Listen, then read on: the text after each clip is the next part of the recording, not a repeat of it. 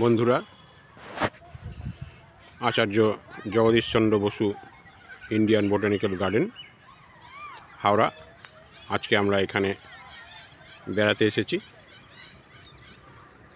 আমরা আপনাদেরকেও দেখাতে চাইছি এই গার্ডেনের বিভিন্ন জায়গাগুলো, দ্রষ্টব্য জায়গাগুলো। আমরা এখন একটা লেকের সামনে দাঁড়িয়ে আছি। আপনারা দেখতে পাচ্ছেন লেকটা অনেক বড়, অনেকটা জায়গা জুড়ে এর বিস্তার। লেকটা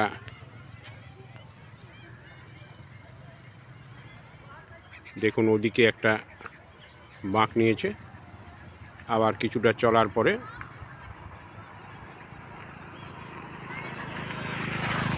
বাঁদিকে গিয়ে আর একটা বাঁকে ঘুরে গেছে, তারপর আবার সোজা এগিয়েছে।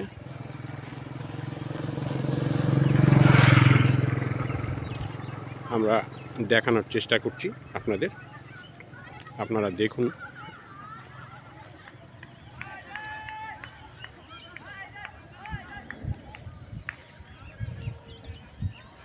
দেখুন,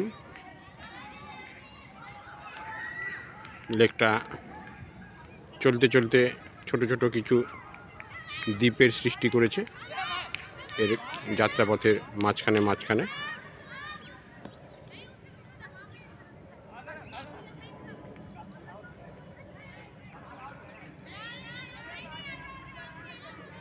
লেকের পাশ দিয়ে সুন্দর রাস্তা, লেকের পাশে বসার জন্য চেয়ারের বন্দোবস্ত। সময় কাটানোর পক্ষে একটা খুব আদর্শ জায়গা। আপনাদের পরিবারকে নিয়ে আপনারা Acharya Jagadish Chandra Bose Indian botanical garden Howrah একদিনের ট্যুরে ঘুরে যেতে পারেন। খুব সুন্দর জায়গা। আমরা এখন লেকটার সম্বন্ধে একটু জানি। এখানে লেকের সম্বন্ধে একটা ফলক দেওয়া রয়েছে, আপনারা দেখতে পাচ্ছেন।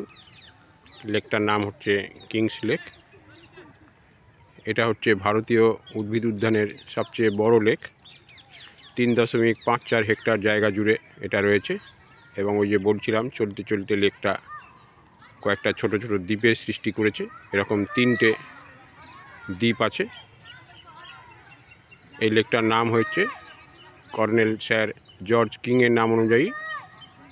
তিনি ইন্ডিয়ান বোটানিক্যাল গার্ডেনের সুপারিনটেনডেন্ট ছিলেন 1871 থেকে 1897 সাল পর্যন্ত। তার নামাঙ্কিত এই লেক, তাকে স্মরণ করার জন্য।